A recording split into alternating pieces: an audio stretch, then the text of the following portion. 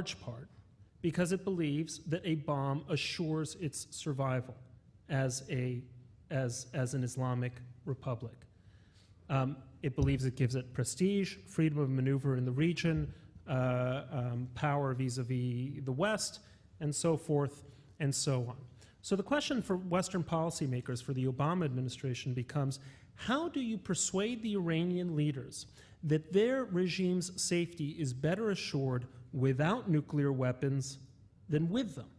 We managed to do the same thing with the South Africans, with the Ukrainians. This is not the first time in history that a regime has been persuaded to abandon its nuclear ambitions. And one way of doing it is to so massively increase economic pressure on Iran, and this is a particularly vulnerable moment for them with oil prices falling very sharply and with inflation at over 50%.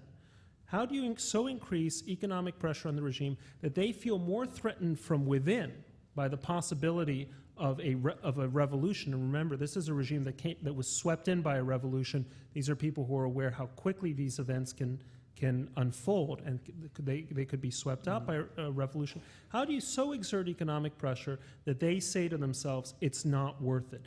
Clearly, the UN sanctions haven't been remotely enough, but Iran is a country that imports 50% of its refined gasoline. It is within the power of the United States, without resorting to bombs, without resorting to arming ethnic minorities or any of that, to blockade those imports. And imagine if the next president comes in and says to the Iranians, you're in violation of 3 UN Security Council resolutions, and they're binding resolutions. I'm going to blockade your oil for a month. See how much you like that. After a month's time, let's come back to the table, talk, and tell me if you're going to continue to enrich uranium at Natanz. Tell me if you're going to continue to build your plants at Iraq, Isfahan, and so on. And that would signal to the Iranian people that the problems they have, the economic problems they have, are the results of the decisions that their government is making, not the West. So I agree with you, and I think just to add, I think in relation to the question, I think it's very important to realize that Israel's on the front line, number one. And I think the Bush administration, by going to war in Afghanistan and going to war in Iraq, by defeating 2 of Iran's greatest enemies, it obviously emboldened and empowered Iran. That combined with the report last year of the National Intelligence Estimate, that the headline was that basically Iran was not, the nuclear program with Iran was not really a problem anymore. Although if you read the estimate, it didn't say that. But the headlines took the steam out of the boycott movement or the sanctions movement that was starting to gather a bit of momentum.